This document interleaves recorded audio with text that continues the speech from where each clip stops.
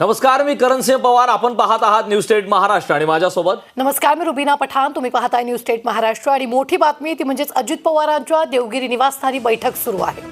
आमदार आणि मंत्र्यांची देवगिरी या निवासस्थानी ही बैठक सुरू आहे. 2.5 तासांपासून ही बैठक सुरू आहे. अजित पवार गटाची खलबत सध्या सुरूच आहे. अजित पवार गट नाराज असल्याची जोरदार चर्चा रंगलेली. अजित पवारांची दिल्लीतील बैठकीलाही दांडी. शिंदे आणि फडणवीस हे जीएसटीच्या परिषदेच्या बैठकीला रवाना झाले. अजित पवार अजूनही देवगिरी बंगल्यावरच आहेत. अजित पवारांकडे अर्थ खातं असूनही परिषदेला त्यांनी दांडी का मारली हा सवाल आहे. अजित पवार दिल्लीश्वरांवरही नाराज असल्याची चर्चा आता रंगतीये. ही मोठी बातमी आपण आताच्या क्षणाची पाहतो. 2.5 तासांपासून अजित पवार गटाची खलबत सुरूच आहेत. अजित पवार गट हे नाराज असल्याची जोरदार चर्चा सुरू आहे.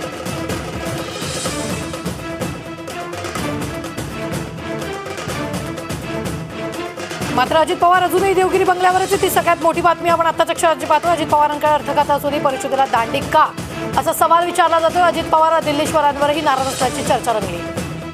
अजित पवार यांच्या देवगिरी निवासस्थानावर ही बैठक सुरू आहे. आमदार आणि मंत्र्यांची देवगिरी निवासस्थानी बैठक सुरू आहे. 2.5 तासांपासून अजित पवार गटाची खलबत ही सुरूच आहे. त्यामुळे अजित पवार गट हे नाराज असल्याची आता जोरदार चर्चा सुरू आहे.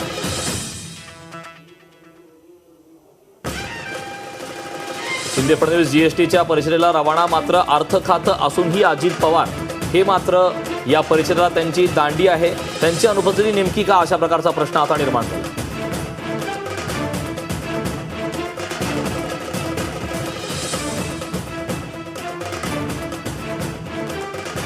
या संदर्भात ताजे अपडेट देत आहेत आपले प्रतिनिधी अभिषेक.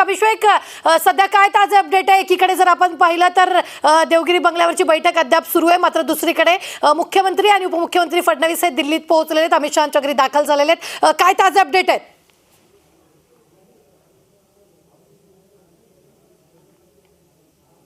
एकीकडे अजित पवारांची दांडी यात्रा आणि दुसरीकडे शिंदे फडणवीसांची दिल्ली वारी, हे जणू समीकरण राज्याचं राजकारण आता पुन्हा सस्पेन्समध्ये टाकते. आपण सकाळपासून बघितलं तर सर्वात पहिल्यांदा कॅबिनेटच्या बैठकीला अजित पवार सगळ्यात आधी अनुपस्थित राहिले. त्यानंतर अजित पवार आजारी आहेत असं स्वतः मुख्यमंत्री शिंदे यांनी सांगितलं. मात्र लगेच काही वेळातच अपडेट आली आपल्याकडे की अजित पवारांच्या देवगिरी बंगल्यावर अजित पवार गटाच्या नेत्यांची बैठक सुरू आहे. या बैठकीत अजित पवार गट हा नाराज असल्याच्या चर्चाही बाहेर येऊ लागल्या. त्यातच शिंदे फडणवीसांचं दिल्लीत येणं आणि अमित शहांशी चर्चा करणं. राज्यातला मंत्रिमंडळ विस्तार अजूनही रखडलेला आहे. गेल्या शिंदे सरकार आल्यापासून अजित पवार सरकारमध्ये येण्याच्या अगोदरपासून आपण ऐकतोय की विस्तार होणार आहे, लवकरच होणार आहे, आत्ता होणार आहे. त्यानंतर अजित पवार मागून सरकारमध्ये आले, त्यांचे 9 मंत्रीही झाले. मात्र तरीही मंत्रिमंडळ विस्ताराला मुहूर्त उजाडला नाही. शिंदे गटातील अनेक आमदारांनी आपली मंत्रिमंडळ विस्तारावरची नाराजी उघडपणे बोलून दाखवली. तर दुसरीकडे पालकमंत्रीपदासाठी आजच अजित पवार गटाच्या आमदारांनी फडणवीसांची भेट घेतली, फडणवीसांसोबत चर्चा केली. अनेक महत्त्वाच्या पालकमंत्रीपदासाठी अजित पवार गटाकडून सध्या फिल्डिंग सुरू आहे. त्यातच एक म्हणजे सगळ्यात महत्त्वाचं म्हणजे पुण्यासारखं पालकमंत्रीपद अजित पवार गटाला आपल्याकडे ठेवायला नक्कीच आवडेल. त्याबाबतही त्यांनी फडणवीसांकडे चर्चा केली असावी आणि त्यानंतर तातडीनं शिंदे फडणवीसांचं दिल्लीला निघणं आणि दिल्लीत दाखल होऊन अमित शहांची चर्चा करणं हे राज्याचं राजकारण पुन्हा एकदा सस्पेन्समध्ये टाकतंय. दुसरीकडे देवगिरी बंगल्यावरती ही बैठकांचा सपाटा सुरू आहे. त्यामुळे या दोन्ही बैठकातून राज्याच्या राजकारणात पुन्हा एकदा मोठा एखादा राजकीय भूकंप होणार का, पुन्हा एखादं नवं वळण येणार का, हे पाहणं महत्त्वाचं ठरणार आहे. रुबीना, निश्चितच अभिषेक, या सगळ्या दरम्यान जर आपण पाहिलं तर सध्या फडणवीस आणि शिंदे हे जे अमित शहांच्या घरी दाखल झालेले आहेत. काय वाटतंय की परिषदेवरच चर्चा होणार आहे की मंत्रिमंडळ विस्तारावर चर्चा होणार आहे? दुसरीकडे जर महाराष्ट्रात चर्चा सुरू झाली, अजित पवार अस्वस्थ आहेत आणि त्यामुळेच या बैठकाचं सत्र सुरू झालेलं आहे.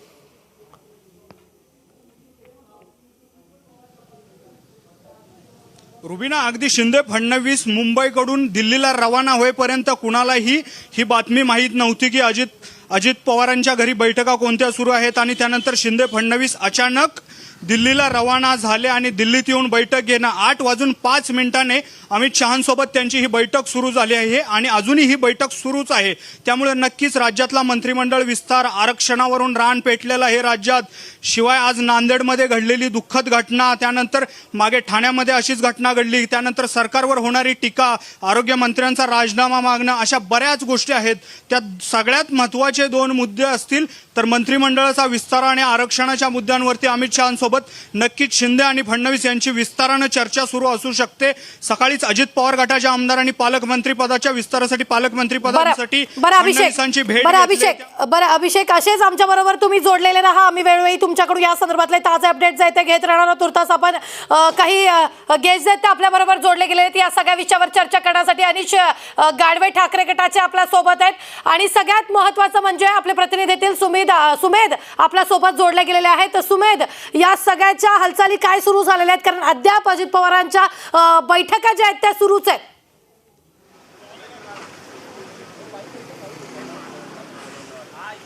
नक्कीच रुबीना, आपण पाहायला गेलो तर बैठक सुरू होती. आता तटकरे जे आहेत त्या माध्यमातून बोलण्यासाठी आलेले आहेत. सुमेध, तटकरे बोलतायत.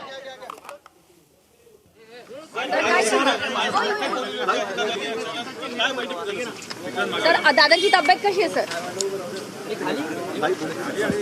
गेल्या महिन्यापासून दर मंगळवारी राष्ट्रवादी काँग्रेस पक्षाच्या विधानसभा विधान परिषद सदस्यांची बैठक दादांच्या बंगल्यावरती आम्ही नियमितपणाने त्या ठिकाणी बोलवतो. राष्ट्रवादी काँग्रेस पक्षाचे सर्व मंत्री, संघटनेचे पदाधिकारी म्हणून मी स्वतः, प्रफुल्लभाई, आम्ही सगळेजण उपस्थित असतो. त्यामध्ये मतदारसंघातील विकास कामांच्या बरोबरीच संघटनेच्या मजबूतीसाठी सुद्धा आम्ही त्या ठिकाणी चर्चा करत असतो. आज आदरणीय अजितदादांची तब्येत ठीक नसल्यामुळे आजच्या बैठकीस अजितदादा आत्ता त्यांच्या घरी जरी बैठक झाली तरी ते उपस्थित त्या ठिकाणी नव्हते. त्याच्यामुळे ते आज सकाळी मंत्रिमंडळाच्या बैठकी मला सुद्धा उपस्थित नव्हते. पक्ष कार्यालयामध्ये आज ओबीसी सामाजिक न्याय सेलची बैठक होती, ती पण नियोजित होती, पण त्याही बैठकीला दादा प्रकृती अस्वस्थतेसह उपस्थित राहू शकले नाहीत. आणि आता रात्रीच्या बैठकीला सुद्धा, संध्याकाळच्या आमदारांच्या बैठकीला आदरणीय दादा प्रकृतीच्या अस्वस्थतेमुळेच त्या ठिकाणी उपस्थित राहू शकले नाहीत. आजच्या बैठकीमध्ये आम्ही मतदारसंघनिहाय संघटनेच्या वतीमध्ये आढावा त्या ठिकाणी घेतला आणि एकंदरीत त्या मतदारसंघांतील पक्षाचं संघटन, वेगवेगळ्या जिल्ह्यांतील पक्षाचं संघटन हे आपल्याला मजबूत कसं करता येईल याच गोष्टीवरती आम्ही त्या ठिकाणी चर्चा केली. उलेमा संघटनेचं एक शिष्टमंडळ दादांना भेटण्यासाठी त्यांनाही त्या ठिकाणी नियोजित वेळ दिलेली होती. त्यालाही दादा त्यांच्या प्रकृती ठीक नसल्यामुळे उपस्थित राहू शकले नाहीत. पण त्या सगळ्या शिष्टमंडळाची भेट प्रदेशाध्यक्ष या नात्याने मी, आमचे राष्ट्रीय कार्याध्यक्ष प्रफुल्लभाई पटेल, ज्येष्ठ नेते भुजबळ साहेब, आम्ही त्या शिष्टमंडळाची त्या ठिकाणी भेट घेतली आणि शिष्टमंडळांसुद्धा काही मागण्या सरकारच्याकडे देण्याच्यासाठी आमच्याकडे त्या ठिकाणी दिलेल्या आहेत. दुसरीकडे पाहायला गेलं तर अजितदादा पवार हे प्रकृतीच्या कारणास्तव असतो आहे. मात्र दुसरीकडे राजकीय वर्तुळात अशी चर्चा चालू आहे की दादा कुठेतरी गेल्या काही दिवसांपासून नाराज होते, म्हणून दादा बैठकीला मंत्रिमंडळाचे गेले नाहीत. आज जी बैठक केंद्रामध्ये बोलवली होती तिथे गेले नाहीत असं विरोधक म्हणतात. ही कल्पोकल्पित ह्या कथा आणि अफवा पसरवण्याचं काम जाणीवपूर्वक त्या ठिकाणी होत आहे. आज दादांची तब्येत ठीक नसल्यामुळे पहिल्यांदाच दादांच्या राजकीय आयुष्यामध्ये ज्या वेळेला ते सरकारमध्ये होते त्या वेळेला मंत्रिमंडळाची बैठक असो, शासकीय बैठका असो, कोविडच्या कालावधीमध्ये सुद्धा मंत्रालयामध्ये, पुण्यामध्ये बैठका घेणारे एकमेव नेते म्हणून अजितदादांची महाराष्ट्रामध्ये ओळख आहे. प्रशासन कौशल्य त्यांचं अत्यंत महत्त्वाचं त्या ठिकाणी वाखाणण्याजोगं आहे. त्यामुळे बैठकीला अन्य कारणाच्यामुळे दादा कधीच अनुपस्थित राहिलेले नाही. पालकमंत्री पदावरून कुठेतरी नाराजी जी आहे अजित पवार गटाची असल्याचं विरोधक म्हणतात. पवार जे आहेत ते कोणत्याही बैठकीला उपस्थित नाही झाले असं. अरे, आज तब्येत नसल्यामुळे केवळ आजच्या बैठकीला दादा उपस्थित नाहीत, आजच्या रात्रीच्या आमच्या आमदारांच्या बैठकीला सुद्धा उपस्थित नाहीत. त्याच्यामुळे केवळ गैरसमज पसरवण्याचा, अफवा पसरवण्याचा आमच्या इथे सुचून जे काही प्रयत्न करतायत तो अत्यंत चुकीचा आणि निंदनीय त्या ठिकाणी आहे. तर मुख्यमंत्री आणि उपमुख्यमंत्री देवेंद्र फडणवीस दोघे सुद्धा दिल्लीला गेले आहेत. मात्र महायुतीचं सरकार असून सुद्धा तुमच्या राष्ट्रवादीकडून एकही जण त्यांच्यासोबत गेलं नाहीये. जाणार होते का दादा? एक असं आहे की मुख्यमंत्र्यांची आणि उपमुख्यमंत्र्यांची दिल्लीची भेट ही नियोजित आहे की कशी आहे मला माहिती असतं काही कारण नाही. दादा आज मात्र केवळ प्रकृती ठीक नसल्यामुळेच त्या ठिकाणी सहभागी झालेले नाहीत. पण सर महायुतीचं अमित सरकार शहा नाही, अमित शहाच्या वेळी असेल, JP नड्डा असतील किंवा गणपती दर्शन असेल, CM कडे न जाणं, त्याचबरोबर गणपती विसर्जनच्या इथं न जाणं आणि आज बैठकीला न येणं आणि आज बैठकीला केंद्राकडे जाणं न जाणं, ह्या सर्व गोष्टी कुठेतरी वॉच केल्या जात आहेत. कसं आहे, किती जरी आपण त्या साऱ्या गोष्टीवरती बोलला तरी केंद्रीय मंत्री आदरणीय अमित शहा साहेबांची मुंबईची भेट, त्यावेळेला पूर्वनियोजित बारामतीचा दौरा असल्यामुळे ते त्यांच्या भेटीच्या दरम्यान उपस्थित राहू शकणार नाहीत असं आदरणीय दादांनीच पत्रकार परिषदेच्या माध्यमातून स्पष्ट केलं. आणि त्यावेळेला याची स्पष्टता दिली की या संदर्भातली त्यांची अनुपस्थिती त्यांनी वरिष्ठांना म्हणजे अमितभाईंना, मुख्यमंत्री महोदयांना आणि देवेंद्रजींना अगोदरच त्या ठिकाणी सांगितलेली होती. मी सांगितलं की केवळ अतिशय प्रखरतेने राज्यामध्ये महायुतीचं सरकार जे काही काम करतं आहे, जनमानसामध्ये त्याची प्रतिमा उंचावलेली आहे, त्याच्यामुळे ज्यांच्या मनामध्ये राजकीय अस्वस्थता निर्माण झाले ते आशाबाईच्या कल्पोकल्पित अफवा पसरवण्याचा जाणीवपूर्वक प्रयत्न करताय. महायुतीचं सरकार असं असून निर्माण सुद्धा झालेलं आहे की देवेंद्र फडणवीस यांच्या सागर या शासकीय निवासस्थानी दादाने गणपतीचं दर्शन घेतलं, मात्र जवळच असलेल्या वर्षा या शासकीय निवासस्थानी मुख्यमंत्र्याच्या गणपतीचं गणरायाचं दर्शन नाही घेतलं. विरोधक म्हणतात असा तुझा भाव का, दादा काय नाराज मुख्यमंत्र्यावर आहेत का? एक असं आहे की सागर बंगल्यावरती देवेंद्रजींच्या गणरायाचं दर्शन घेताना मी पण स्वतः उपस्थित होतो, प्रफुल्लभाई पटेलसुद्धा उपस्थित होते, अजितदादासुद्धा होते. त्याला मुख्यमंत्री महोदय वर्षा बंगल्यावरती नव्हते, नाहीतर आम्ही तिघेही त्या ठिकाणी जाणार होतो. दुसऱ्या दिवशी संध्याकाळी ज्याला मुख्यमंत्री महोदयांनी बोलवलं त्यावेळेला मी स्वतः, प्रफुल्लभाई पटेल, मंत्रिमंडळातील राष्ट्रवादी काँग्रेस पक्षाचे सर्व सहकारी त्या ठिकाणी उपस्थित होते. दादांचा त्यावेळेला नियोजित दौरा उपनगरामध्ये किंवा अन्य ठिकाणी गणरायाच्या सार्वजनिक गणोत्सवाच्या दर्शनाच्या निमित्ताने त्या ठिकाणी होता. त्याची कल्पना मी स्वतः माननीय मुख्यमंत्र्यांना त्यावेळेला दिलेली होती. सर अजितदादा आता घरीच आहेत का सर? अजितदादा आता सध्या घरीच आहेत का? मला हे कळू शकत नाही.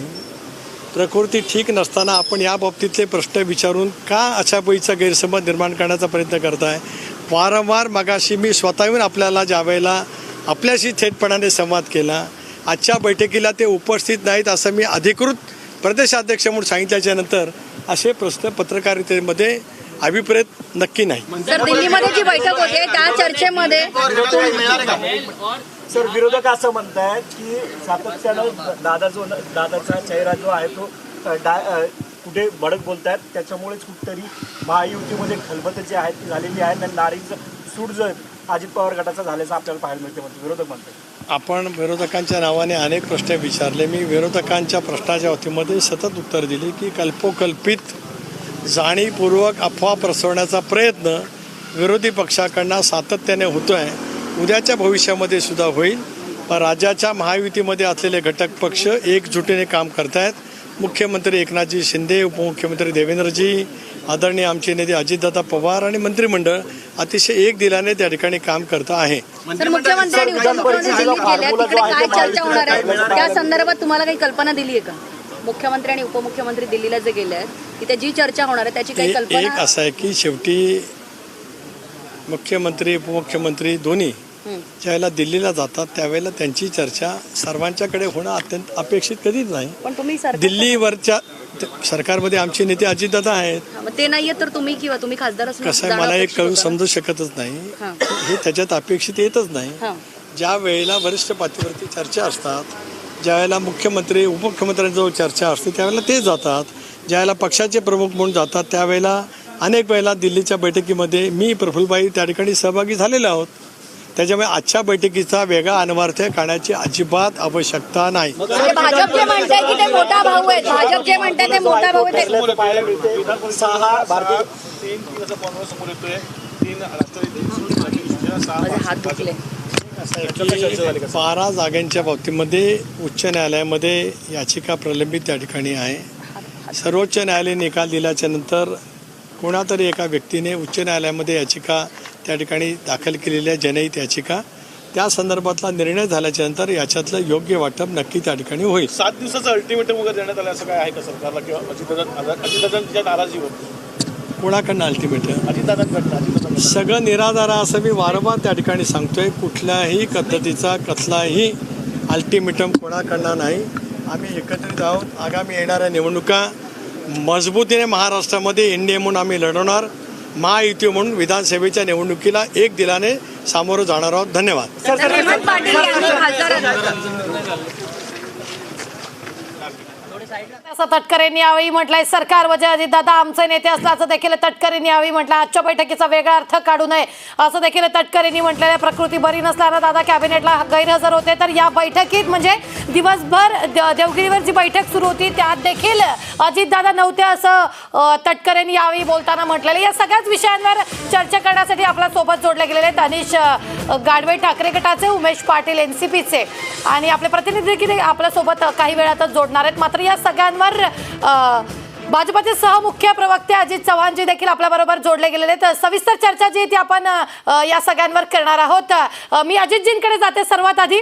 अजितजी, मुख्यमंत्री सकाळी म्हणालेले होते की अजित पवारांना बरं नाहीये आणि त्यानंतर ते कॅबिनेट बैठकीला देखील हजर नव्हते आणि देवगिरी बंगल्यावर सकाळपासून बैठकांचा धडाका सुरू होता, जी बैठक आता संपली आहे. नाही रुबिनाजी, आदरणीय अजितदादा हे काय स्वभावाचे नेते ते उभ्या महाराष्ट्राला नाही देशाला माहिती आहे. त्यांनी म्हणजे ते कुठलाही आडपडदा ठेवत नाहीत. मनात एक ओठात एक पोटात एक असं अजितदादांचं नसतं. त्यांची खरोखर तब्येत बरी नाहीये. मी स्वतः माझे नेते आदरणीय देवेंद्रजी फडणवीस यांच्या बरोबर आमच्या दादर इथल्या कार्यालयामध्ये आमच्या पक्षाची संघटनात्मक बैठक सुरू होती. त्याच ठिकाणाहून आदरणीय देवेंद्रजी दिल्लीला रवाना झाले. त्यांचा नियोजित कार्यक्रम साधारणतः संध्याकाळी 5:30 पावणे 6 वाजता तिथे ठिकाणी येऊन समारोपाचं भाषण करणार होते. परंतु दिल्लीचा हा अचानक सगळा दौरा ठरला आणि त्यांना जावं लागलं. निश्चितपणे आपण एक गोष्ट लक्षात घ्या की आता सन्माननीय सुनील तटकरे साहेब जे प्रदेशाध्यक्ष आहेत आणि जबाबदार नेते आहेत आणि त्यांनी देखील एक गोष्ट पॉइंट आउट केली की मी प्रदेशाध्यक्ष म्हणून अधिकारवाणीनं काहीतरी आपल्याला सांगतोय. तेव्हा पत्रकार बंधू भगिनींनो आपण हे लक्षात घ्या की अजितदादांची खरोखर तब्येत बरी नाही म्हणून ते गेले. आता या सगळ्या चर्चा कशासाठी सुरू झालेल्या आहेत तर निश्चितपणे महाराष्ट्राच्या राज्य मंत्रिमंडळामध्ये विस्तार होणार का हे सगळं या सगळ्या चर्चा चर्वणाच्या पाठीमागची मुख्य बातमी आहे. मला असं वाटतं मी रुबिनाजी बरोबर बोलतोय. याचमुळे म्हणजे विस्तार होईल का याच्याचमुळे दादा का नाही गेले, दादा नाराज आहेत का, अशा सगळ्या चर्चा. आपण एक गोष्ट लक्षात घ्या, महाराष्ट्रामधल्या 3 अतिशय जबाबदार नेत्यांनी एकत्र येऊन स्थिर सरकार देण्याच्यासाठी हे जे काही घडवलेलं आहे हे घडवलंय आणि आता महाराष्ट्रामध्ये ताकदीनं निवडणुकांना सामोरं जाणार आहोत आणि राज्याला एक अतिशय चांगल्या पद्धतीचं स्थिर भरपूर निधी उपलब्ध करून आणणारे ताकदवान नेते असणारं सरकार आम्ही दिलेलं आहे. त्याच्यामुळे इथं कोणी नाराज आहे का हा प्रश्नच मुळात अतिशय चुकीचा आहे. हे सगळं कशासाठी आहे तर विस्तार होईल का ही खरं तर मूळ बातमी पत्रकारांना हवी आहे. त्यामुळं हे सगळं चाललंय. आदरणीय माझे नेते देवेंद्रजी फडणवीस आणि राज्याचे मुख्यमंत्री एकनाथरावजी शिंदे हे दिल्लीला गेलेत. निश्चितपणे महाराष्ट्रात हे दोघेही नेते इनफॅक्ट त्यांच्याबरोबर अजितदादा त्रिमूर्ती हे अतिशय ताकदीची माणसं आहेत आणि ही आनंदाचीच बातमी आणतात सोबत असले की दादा आज फक्त नाही आहेत कारण खरोखर त्यांची तब्येत बरी नाही. पण हे दोघेही द्वय दिल्लीला जर गेले असतील त्यांची जर काही राजकीय चर्चा असेल तर निश्चित. बरोबर अजितजी, येते तुमच्याकडे 2 मिनिटात येते. अजितजी तुमच्याशी चर्चा सुरूच राहणार आहे. करण आपल्यासोबत उमेश पाटील देखील जोडलेले आहेत. मी उमेशजी यांच्याकडे जाणार आहे. उमेशजी, महाराष्ट्राच्या राजकारणात सध्या काय सुरू आहे आपल्याला चांगल्या प्रकारे माहिती आहे. बैठकीला अनुपस्थितीचं प्रमाण खूप मोठ्या प्रमाणात वाढलंय. हे दबाव तंत्र आहे की नाराजी नाट्य?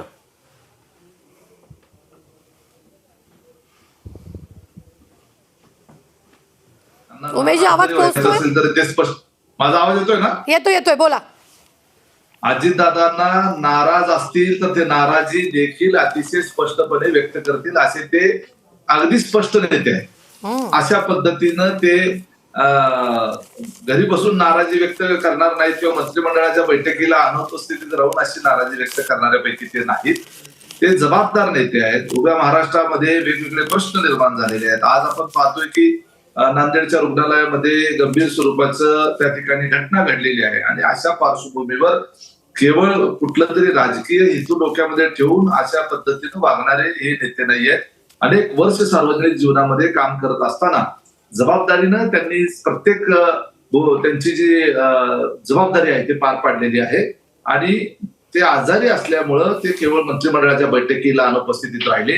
आणि आमच्या पक्षाचे जे विधिमंडळाचे सदस्य आहेत आणि त्याचबरोबर विधान परिषदेचे जे सदस्य आहेत त्यांनी दर मंगळवारी अजितदादांच्या बंगल्यावर दादा असोत किंवा नसोत किंवा ते व्यस्त असतील त्यांच्या कार्यक्रमात तरीही पक्षाचे अध्यक्ष प्रफुल्लभाई पटेल असतील, आमचे राष्ट्रीय कार्याध्यक्ष यांच्या उपस्थितीमध्ये, तटकरे साहेबांच्या उपस्थितीमध्ये, ज्येष्ठ भुजबळ साहेबांच्या उपस्थितीमध्ये या आमदारांच्या बैठका त्या ठिकाणी नियमित स्वरूपामध्ये होतील असा निर्णय आमच्याकडे झालेला आहे. आणि त्याच्यामुळे या बैठका ज्या आहेत ते देवगिरीवर त्या ठिकाणी पार पडल्या.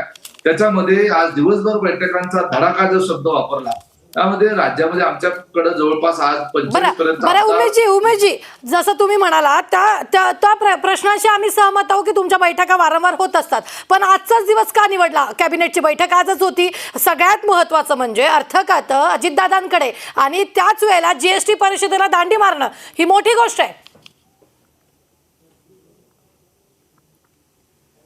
खरं तर दर बुधवारी होती. आज एक प्रीपॉन्ड झालेली कॅबिनेट आहे आणि आमच्या आमदारांच्या बैठकीचं वेळापत्रक हे दर मंगळवारी असं ठरलेलं आहे. उलट बुधवारी कॅबिनेट असते म्हणून मंगळवारी आमदारांची बैठक अशा पद्धतीचं नियोजन केलं गेलेलं होतं. आपल्याला कल्पना असेल की कॅबिनेटच्या बैठका ह्या दर मंगळवारी होतात आणि आजारी असल्यानंतर मग जीएसटीची परिषद काय किंवा कॅबिनेट काय किंवा कुठलंही काय, एखादा व्यक्ती आजारी, तुम्ही स्वतः जर आजारी असाल तर उद्या अँकरिंगला तुम्ही येणार का? तुम्ही हे प्रश्न उपस्थित करायला तुम्ही या ठिकाणी आजच्या नाही, एक मिनिट उमेशजी, म्हणूनच अगदी 2 मिनिटं तुम्हाला पुन्हा सांगते. आजच्या एकाच दिवसाचा आपण नाही तर आजच्या अनेक कार्यक्रम जिथे अजितदादांनी दांडी मारली. बुलढाण्यातील शासन आपला दारी कार्यक्रम, तिथे अजित पवार उपस्थित नव्हते. अमित शहाच्या मुंबई दौऱ्यात अजित पवार उपस्थित नव्हते. जरांगे पाटलांच्या उपोषणावेळी अजित पवार त्यांची समजूत काढण्यासाठी गेले नाही. सरकार 3 नेत्यांचं सरकार आजच्या कॅबिनेट बैठकीत त्यांनी दांडी मारलेली. प्रश्न पत्रकार नाही उपस्थित करत. परिस्थिती तुम्ही पाहताय आणि स्क्रीनवर तुम्ही पाहत असाल की कुठं कुठं अजित पवारांनी दांडी मारलेली आहे. अर्थ तुम्ही त्याला ज्या एखाद्या ठिकाणी अनुपस्थितीत राहिले की त्याला दांडी मारली. ही काही शाळा आहे का किंवा कॉलेज आहे किंवा एखाद्या पिरियडला दांडी मारली असं म्हणायला? यामध्ये 3 जर राज्यामध्ये काही वेळापूर्वीच तटकरेंनी जे वक्तव्य केलं की सगळं आलबेल आहे, त्यात अजित चव्हाण जे आपल्या सोबत आहेत त्यांनी देखील म्हटलं की सरकारमध्ये सगळं चांगलं आहे. मग शाळेत जरी नसले तरी देखील मग सरकार म्हणजे सरकारमध्येच अजित पवार आहेत. या कार्यक्रमानिमित्त ते उपस्थित नव्हते. आता मी बोला. एक लक्षात घ्या, मुख्यमंत्री पदाच्या क्षमतेचे 3 राज्यामध्ये नेते प्रमुख पदावर आहेत. स्वतः विद्यमान मुख्यमंत्री आहेत, 2 उपमुख्यमंत्री आहेत. उलट जर कामाची विभागणी हो त्या ठिकाणी जर वेगवेगळ्या ठिकाणी हे नेते जर आपापल्या जबाबदाऱ्या पार पाडण्यामध्ये जर वेगवेगळी ठिकाणं निवडत असतील तर त्याला हरकत काय? जिथं ज्या ठिकाणी शक्य असेल त्या ठिकाणी 3 जण एकत्र असतात. आता कितीतरी कार्यक्रमामध्ये हे 3 जण एकत्र आहेत. कितीतरी कार्यक्रमाच्या उद्घाटनांना 3 जण उपस्थित आहेत. केंद्रीय मंत्री आल्यानंतर अमित शहाच्या सोबत इतर वेळेला कितीतरी वेळेला ते उपस्थित आहेत.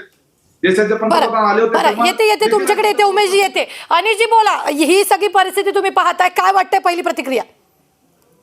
माझा आवाज पोहोचतोय तुमच्यापर्यंत? पोहोचतोय, बोला. माझा आवाज पोहोचतोय आपल्यापर्यंत? पोहोचतोय, बोला. माझा आवाज पोहोचतोय तुमच्यापर्यंत? माझ्यापर्यंत तुमचा आवाज पोहोचतोय, बोला. ओके. सर्वात प्रथम मी सांगू इच्छितो की दांडी मारणं आणि अनुपस्थित राहणं हे मराठीतले समानार्थी शब्द आहेत. त्यामुळे याला दांडी मारणं आणि अनुपस्थितीत काही वेगळा अर्थ घेण्याची गरज नाहीये. सर्वप्रथम एक गोष्ट लक्षात ठेवली पाहिजे.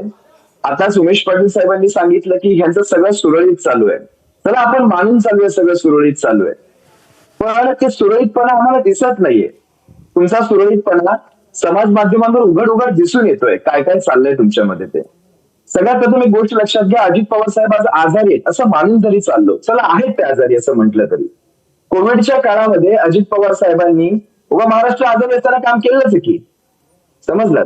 आणि ते स्वतःही काही काळात आजारी होते, त्याही वेळेत ते बाहेर होते. मग आज असं वेगळं काय झालं होतं की एवढ्या महत्वाच्या बैठकीस, एवढी महत्वाची बैठक जीएसटी सारख्या विषयावरची बैठक असताना तिथे अनुपस्थित राहून तुम्ही नेमकं काय दाखवायचा प्रयत्न करत होतात?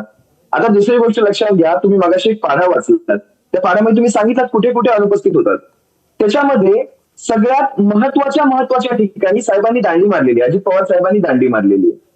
त्याच्यामध्ये सगळ्यात एक गोष्ट लक्षात घ्या, यांना पालकमंत्री किंवा इतर मंत्रीपद, मला नाही वाटत हा काही प्रकार आहे, पण सध्या ज्या कारणासाठी आमचे साहेब तिकडे सरकारांमध्ये आहेत ना, कदाचित ते कारण अजून होत नाहीये. कदाचित हा नार्वेकर साहेबांकडे निकालही लागत नाहीये, कारण तिथून पुढे काही जणांची मंत्रीपद ठरणार आहेत. बरं समजलं? बरं अनिशजी, येते तुमच्याकडे त्या जी मगासपासून तुम्हाला बोलायचंय, बोला.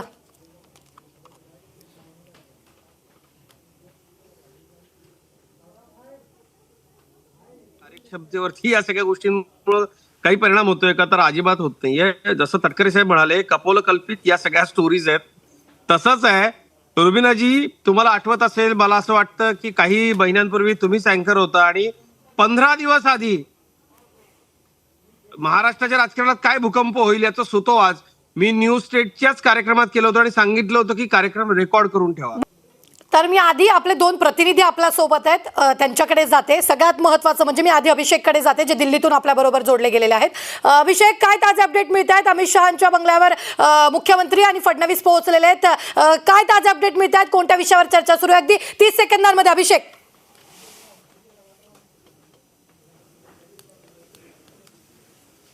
रुबिना, जवळपास 1.5 तास होत आला अमित शहांसोबतची ही शिंदे आणि फडणवीसांची बैठक सुरूच आहे.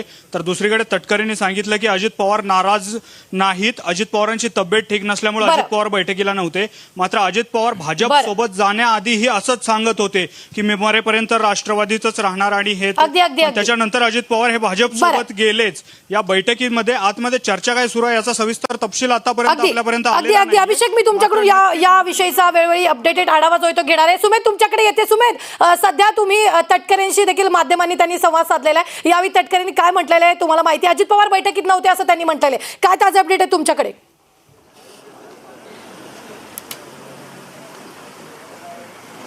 नक्कीच रुबिना, आपण पाहायला गेलं तर सध्या बैठक जी आहे ती संपलेली आहे. अजित पवार हे आजारी असल्याचं कारण जे आहे ते प्रदेशाध्यक्ष सुनील तटकरे यांनी दिलेलं आहे. एकंदरीत पाहायला गेलं तर नाराजीचा सूड जो आहे तो कुठेतरी असल्याचं आपल्याला पाहायला मिळते.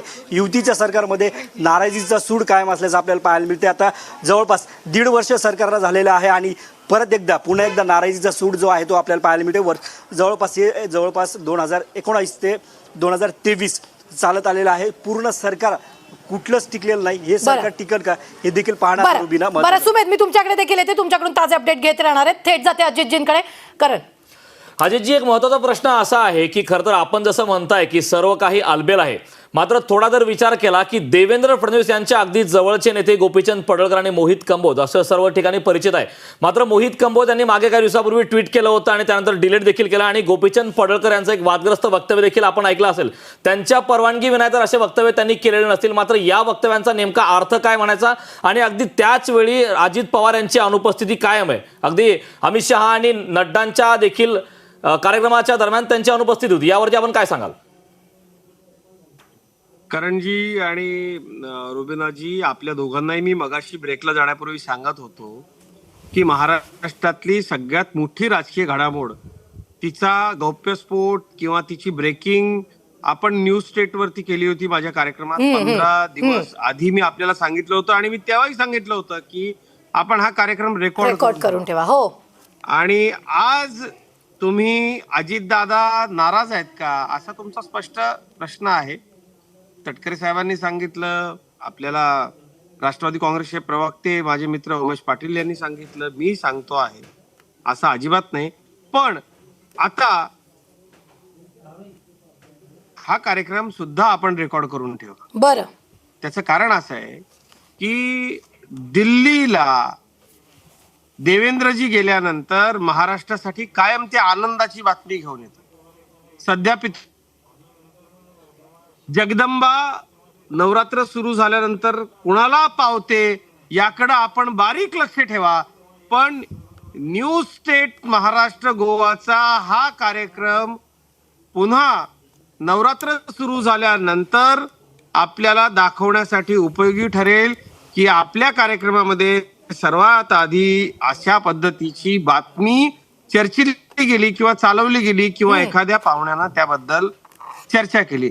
आज माझे नेते आदरणीय देवेंद्रजी आणि नामदार मुख्यमंत्री एकनाथरावजी शिंदे साहेब ज्या करता दिल्लीला गेलेले आहेत आपण एक लक्षात घ्या की जेव्हापासून आमचं सरकार आलं, अडकलेल्या योजना मंजूर झाल्या, इन्फ्राचे सगळे प्रोजेक्ट मंजूर झाले, शेतकरी, कामगार, कष्टकरी, आदिवासी, गोरगरीब, दलित, वंचित, शोषित, पीडित या सगळ्यांच्यासाठी चौफेर काम आमचं सरकार करतंय. अजितदादा आमच्याबरोबर आले, आमची ताकद आणखी वाढली. हे त्रिमूर्ती पण मग सरकार असं का होतंय? या सरकार बरं अजितजी पण तुम्ही म्हणालात की अजित दादा आमच्या सोबत आले आणि सगळं चौफेर सरकारचं काम जे ते होतंय. मात्र मग या सगळ्यांमध्ये एक नोट करण्यासारखी गोष्ट अशी आहे की अद्याप तिन्ही नेते दिल्लीला सोबत गेलेले नाहीत. कधी अजित पवार एकटे गेले किंवा कधी फडणवीस आणि शिंदे एकटे गेलेले. असं का नाही झालं की अद्याप तिन्ही नेत्यांनी एकत्र ते दिल्लीत दाखल झालेत?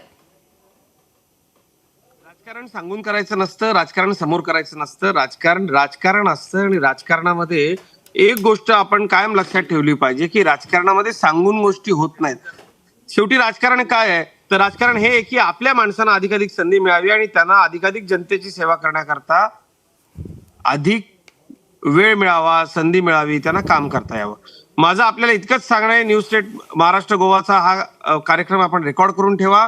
सध्या पितृपक्ष सुरू आहे. नवरात्रीमध्ये आनंदाची बातमी मिळावी म्हणून माननीय मुख्यमंत्री आणि आदरणीय देवेंद्र फडणवीस साहेबांची हा दिल्लीचा दौरा आहे. आणि जसं महाराष्ट्राला आमचं सरकार सत्तेत आल्यापासून दिल्लीनं सतत काहीतरी दिलंच आहे.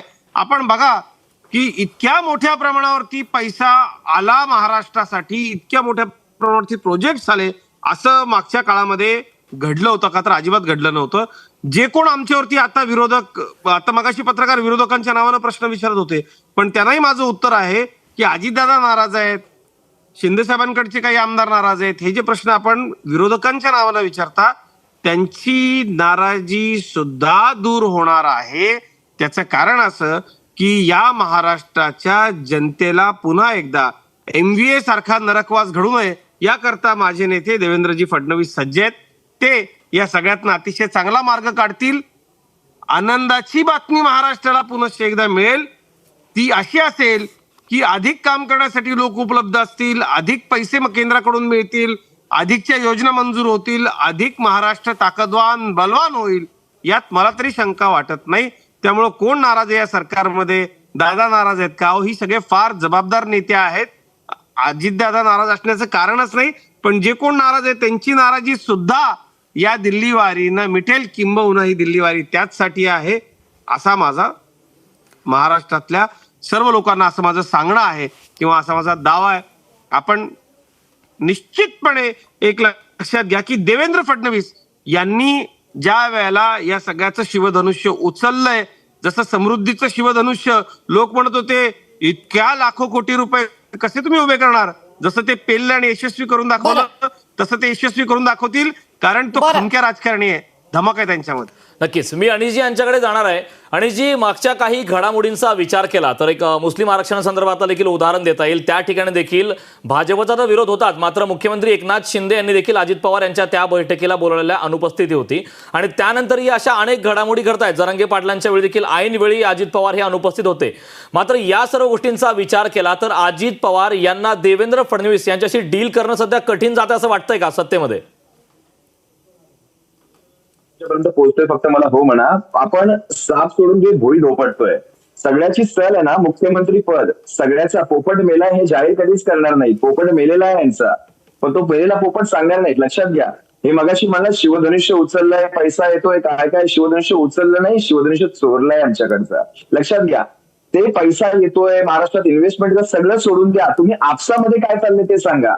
मुख्यमंत्री पद हे तीनही पक्षांची एक हाव आहे यांच्यामध्ये, हे तुम्हाला दाखवणार नाहीत. पण तीनही पक्षामध्ये मुख्यमंत्री पदावरून रस्सीत हेच आहे. तुम्हाला काय वाटतं देवेंद्र फडणवीस बिना मुख्यमंत्री पदाचे उपमुख्यमंत्री पदावर सॅटिस्फाईड बसलेले आहेत, किंवा एकनाथ शिंदे आपले पद टिकवण्यासाठी नाहीत, अजित पवार पुन्हा उपमुख्यमंत्री पद बनण्यासाठी आलेले आहेत तिकडे? असं काहीच नाहीये. आज तुम्हाला या गोष्टी दिसतात. कदाचित आमचे मित्र अजित चव्हाण म्हणाले नवरात्रीमध्ये काहीतरी तुम्हाला गुड न्यूज ऐकायला भेटेल.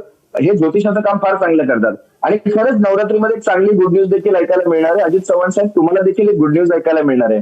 हे तुमचं मराठा आरक्षणाच्या वेळी दोघेही गायब, एकनाथ शिंदेना पुढे. म्हणजे जिथे खमंग लोकप्रियतेचे निर्णय असतात ना, तिथे स्वतः देवेंद्र फडणवीस उभे असतात. बाकी सगळीकडे ह्या बाकीच्यांना पुढे करत असतात. मराठा आरक्षण मुद्दा असा तापणारे आणि असा शेकणारे भारतीय जनता पक्षावर आणि शिंदे गटावर, तर ह्यांना त्याचा अंदाज अजून नाही. आज 16 दिवस झालेले आहेत. याला अजित पवारांना चांगलं माहिती आहे की कुठे बरं. मला पुढे जायचंय आणि कुठे नाही बरं जायचंय. अनिशजी, बरं येते तुमच्याकडे येते अनिशजी येते पुन्हा तुमच्याकडे येते. उमेशजी आपल्या बरोबर जोडले गेलेले आहेत. उमेशजी, आज भाजप कार्यकारिणीची बैठक झालेली आहे, मार्गदर्शन फडणवीसांनी केलेले. या दरम्यान बोलताना त्यांनी असं म्हटलंय की शिवसेना आपल्यासोबत आहे, राष्ट्रवादी आपल्यासोबत आहे, पण भाजप हाच मोठा भाऊ. बरोबर आहे ना, त्यात काय चुकीचं आहे मध्ये? त्यांच्याकडे 105 आमदार त्यांचे भारतीय जनता पार्टीचे निवडून आलेले आहेत. आमच्याकडचे आज याचा 45 चुकीचं आमदार इंटरप्रिटेशन आमच्यासोबत करू नका. आहेत. बोला बोला अजितजी, बोला बोला. हा एक मिनिट, बोला. आता माझं पूर्ण होऊ द्या ना. बाईट आहे आपल्याकडे. चालू होतं मग. नाही बाईट आहे, पण त्या बाईटचं चुकीचं इंटरप्रिटेशन करू नका. हा, त्याच्यामध्ये देवेंद्रजींनी नाही. असं म्हटलंय, मी एक त्या लक्षात घ्या, बैठकीमध्ये होतो, आजीजी, दुसऱ्याच रांगेत आजीजी, होतो. आजीजी, नाही मी त्याच्यामध्ये ते असं तुमच्याकडे- म्हणाले आहेत की आपण एक मिनिट उमेशजी येते, अगदी सेकंद भरात तुमच्याकडे येते. ते काय नेमकं बोललेत ते कळू द्या. हा बोला अजितजी. नाही देवेंद्र फडणवीस साहेबांनी असं सांगितलंय की या सरकारमध्ये आपल्या बरोबर इतर 2 पक्ष आहेत, आपण मोठ्या भावाच्या भूमिकेमध्ये आहोत आणि आपल्याला सगळ्यांना सोबत घेऊन जायचं आहे. हा. त्यामुळं मला असं वाटतं की चुकीच्या पद्धतीनं त्याचा अर्थ काढून आपण उमेश अर्थ बिलकुल काढलेले नाहीये, पण फडणवीस मोठे भाऊ म्हणालेत हेच मी म्हटलेले. अर्थ बिलकुल काढलेला आहे. तोच प्रश्न मी उमेशजींना विचारलाय. बोला उमेशजी आता. काही चुकीचा अर्थ निघत नाही. अजित जी वस्तुस्थिती आहे ती आहे, स्वीकारली पाहिजे. आज भारतीय जनता पार्टीकडे 105 आमदार आहेत. त्यामुळं लोकशाहीमध्ये ज्याच्याकडे संख्याबळ जास्त तो मोठा आणि आमच्याकडे संख्याबळ कमी आहोत, आम्ही निश्चितपणे लहान घ्यायची भूमिका स्वीकारायलाच पाहिजे. बरं, जसं शिवसेनेच्या त्यांच्याकडे 40 ते 50 आमदार आहेत अपक्ष धरून, तर ते सुद्धा लहान भाऊच आहेत. राजकारणामध्ये ज्याच्याकडं संख्याबळ जास्त असतं तोच मोठा असतो आणि त्यामुळेच ते मोठा भाऊ म्हणून भारतीय जनता पार्टी असण्याला आणि ते मानण्याला कुणाला हरकत असायचं काही कारण नाही. आणि आम्हाला त्याच्याबद्दल कुठल्याही पद्धतीचं राग लोभ नाही, कुठलंही वाईट वाटण्याचं काही कारण नाही. जी आहे ती वस्तुस्थिती आहे, ती स्वीकारली पाहिजे. या मताचे आम्ही आहोत. शिवसेना तेच तर सांगत होती तुम्हाला सर्वांना. तुम्हाला शिवसेना तेच सांगत होती, मोठ्या भावाचा वाटा शेवटी असतो ना.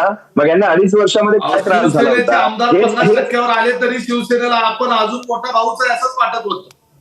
अरे थोडा मोठ्या भावाचं आहे. तेच 40 आमदारावाले आज मुख्यमंत्री बनले, याच मोठ्या भावाच्या नाकावर टिचून बसलेत. हेच अजित चव्हाण म्हणत होते की तुम्ही आमच्या जीवावर मुख्यमंत्री बनलाय. हेच अजित चव्हाण. आज अजित चव्हाण स्टुडिओमध्ये बसले ना. अजित चव्हाण आज उदय सामंतांना आणि दादा भुसेंना मला वाटतं मागे काहीतरी म्हणाले होते, आमच्या जीवावर तुम्ही मुख्यमंत्री बनलाय. हेच अजित चव्हाण म्हणाले होते. विचारून घ्या मोठा भाऊ छोटा भाऊ नक्की काय नक्की. हे अजित चव्हाणांना चांगलं माहिती आहे. कदाचित तुम्ही नवीन असाल यांच्यासोबत. तुम्ही नवीन असाल. आम्ही 30 वर्षाची मैत्री बघितली. आम्ही 30 वर्षाची. बरं अनिशजी तुमचं उत्तर देत आहेत. अजितजी तुमचं उत्तर देत आहे. अनिशजी बोला. अजितजी बोला. मोठ्या भावाला कान धरण्याचा अधिकार असतोच. तो असा आकांड तांडव करत नाही. 150+ ची घोषणा करून लगेचच दगाबाजी करत नाही. लक्षात घ्या, तुम्हाला आतल्या राजकारणामधल्या गोष्टी कितपत माहिती मला माहित नाही, परंतु हा सगळा विश्वासघात केल्याचा परिणाम आपण भोगताय. आणि सन्माननीय बाळासाहेबांच्या आत्म्यानं दिलेले शिव्याशाप आहेत होय आपल्याला, ते भोगावेच लागतील तुम्हाला. तुम्हाला जास्त कळतात ते. आमच्या शिवसैनिकांपेक्षा तुम्हाला जास्त कळतात ते. बाळासाहेबांच्या आत्म्याने दिलेले शिवाशाप आहेत ना, हे आमच्यासारखं कोणी समजू शकत नाही.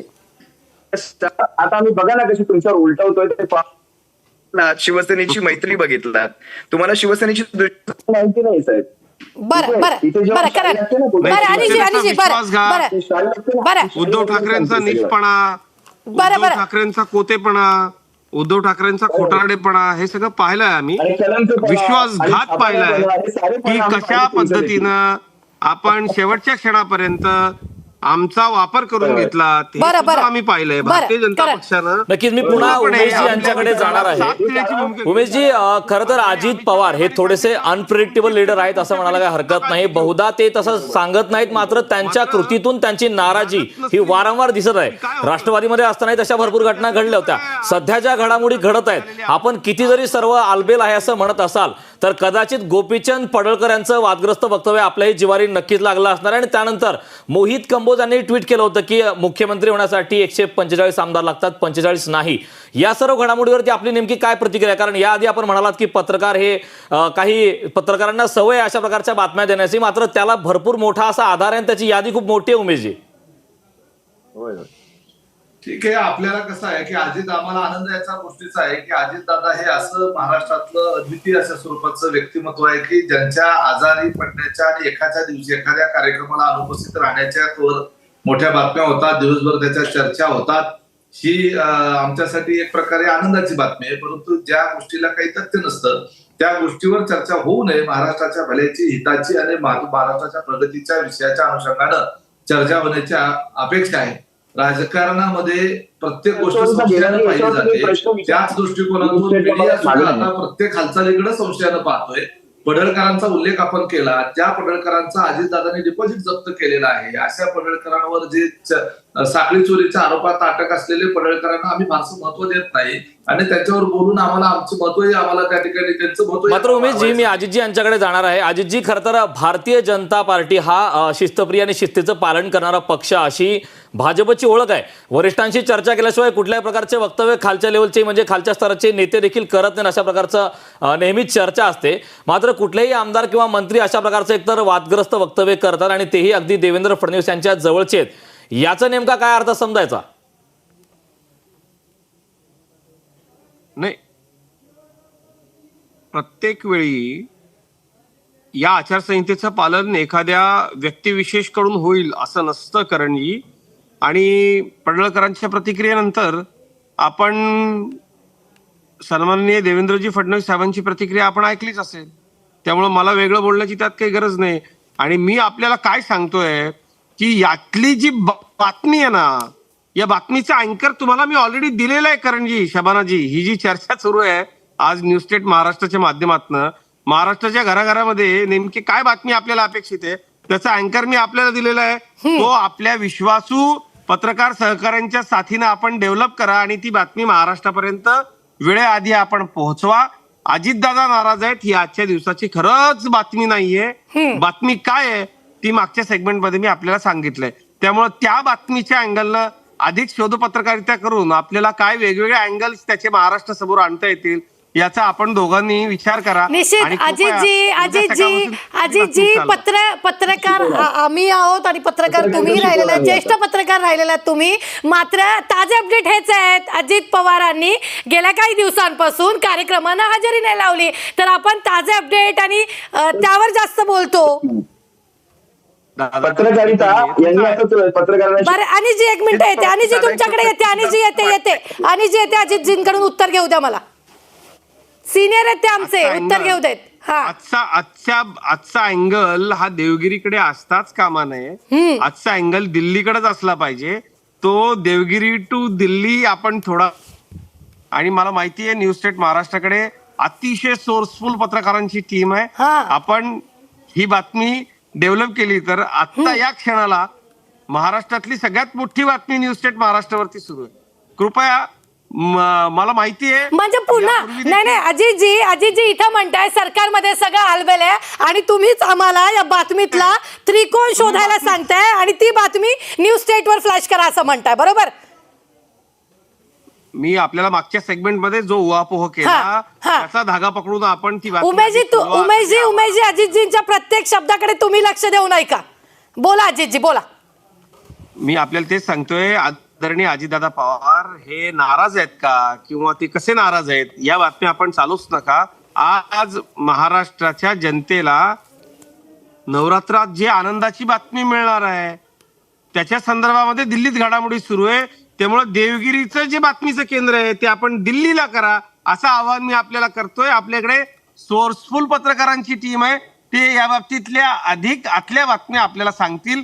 त्या आपण जर चालवल्यात तर महाराष्ट्राच्या जनतेला अधिक चांगलं, कारण अनेक लोक आहेत की ज्यांच्या पाठीराख्यांना सहकार्यांना उत्कंठा आहे की नेमकं दिल्लीत काय चाललंय. आणि मी त्याचा थोडासा क्ल्यू आपल्याला दिलाय शबानाजी आणि करणराव.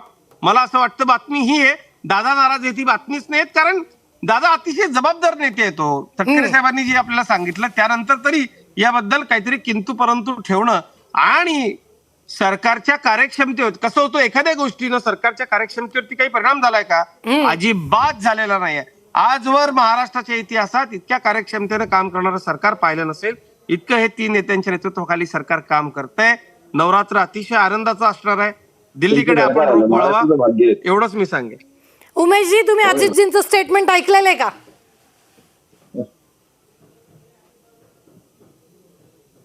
अजितजींनी खूप सूचक वक्तव्य केलेली आहेत, खूप सूचक वक्तव्य केलेली आहेत आणि थेट आम्ही आमच्या पत्रकारांशी किंवा जे कोणी प्रतिनिधी त्यांच्याशी बोलल्याशिवाय या सगळ्या गोष्टी ज्या आहेत त्या समोर आणू शकत नाही. मात्र उमेशजी, त्यांच्या बोलण्याचा अँगल तुमच्यापर्यंत पोहोचलाय का? कारण सगळ्यात महत्वाचं पुन्हा पुन्हा ते असं म्हणतायत की दिल्लीत काय सुरू आहे बघा, पण अजित पवार तर प्रेझेंट नाही आहेत.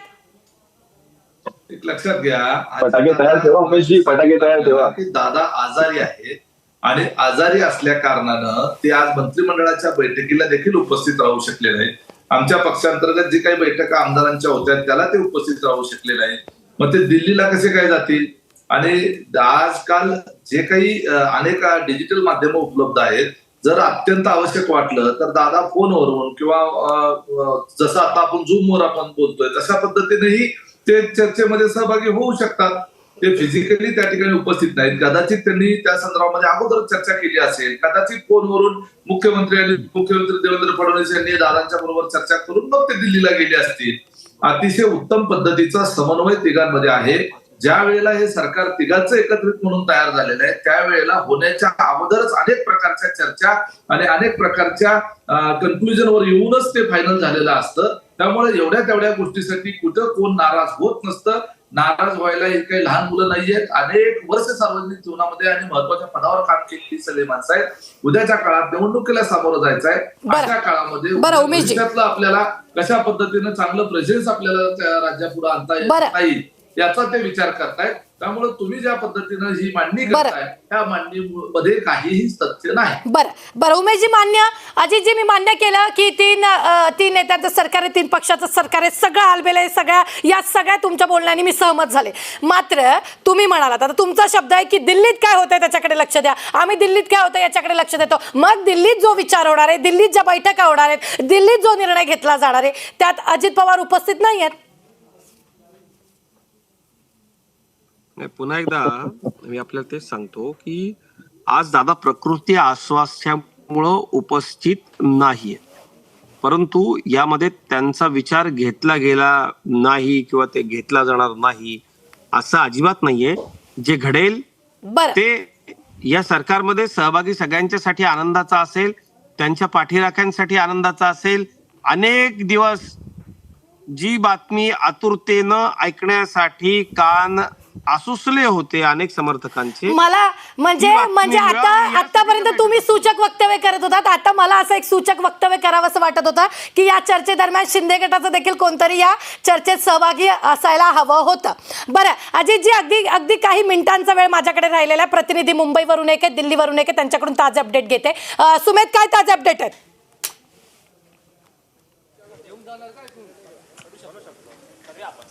नक्कीच रुबिना, आपण पाहायला गेलं तर जी अजित पवार गटाची बैठक जी आहे ती पार पडलेली आहे. दर मंगळवारी ही बैठक देवगिरी ह्या बंगल्यावर पार पडते. आज अजित पवार हे त्याची प्रकृती चांगली नसल्यामुळे राष्ट्रवादी अजित पवार गटाचे प्रदेशाध्यक्ष सुनील तटकरे यांनी घेतलेले आहे आणि त्याचबरोबर राष्ट्रीय अध्यक्ष आणि सचिव प्रफुल्ल पटेल हे देखील या बैठकीला उपस्थित होते. आणि या बैठकीमध्ये जे आमदार आहेत त्या आमदारांच्या विविध समस्या असतील या संदर्भात चर्चा झाली अशी प्राथमिक माहिती आहे. प्रदेशाध्यक्ष अभिषेक, मी पुन्हा तुमच्याकडून या सगळ्या संदर्भातले ताजे अपडेट जे आहेत ते घेणार आहे. तुर्तास आपण जर पाहिलं तर माझी वेळ जी आहे ती संपलेली. अजितजी, भाजपचे सहमुख्य प्रवक्ते आपल्या बरोबर जोडले गेलेले होते, खूप खूप धन्यवाद.